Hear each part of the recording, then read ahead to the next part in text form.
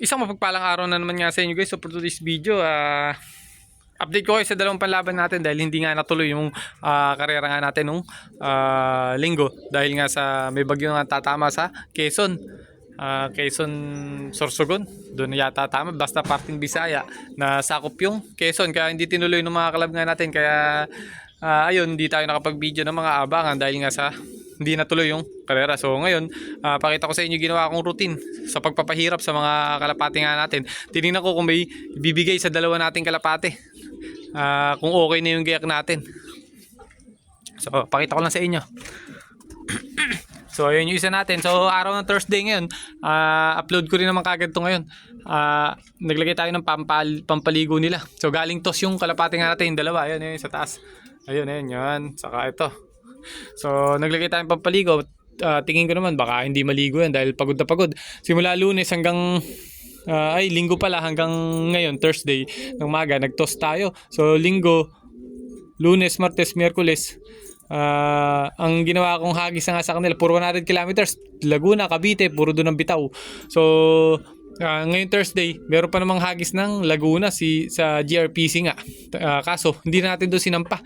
Ang ginawa ko, sinampa ko na lang tong mga kalapati nga natin sa BBC sa Philippine Arena nga.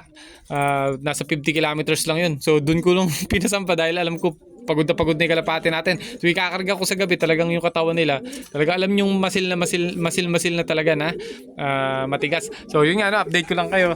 Ayan yung isa natin, ng itlog na yan, dalawa. So maglilipad tayo ng kalapati. So dati ito yung lagi kong nasa video na laging huling umuwi, tapos ito laging una. So mabilis pa rin naman to, kaso nung simula nagkaroon ng itlog, iniwanan to mga 5 minuto, 3, 5 hanggang 10 minuto, iniwanan to.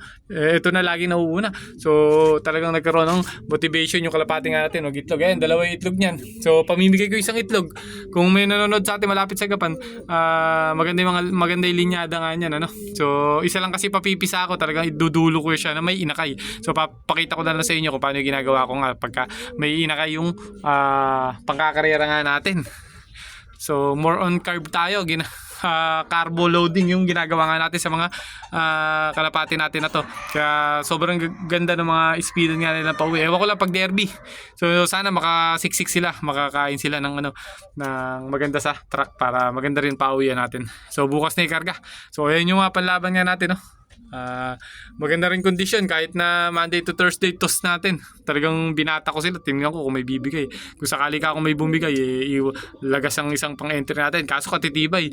So yun, hanggang dito na lang guys yung video nga natin. Yan lang ginawa kong routine sa kanila ng ngayong linggo.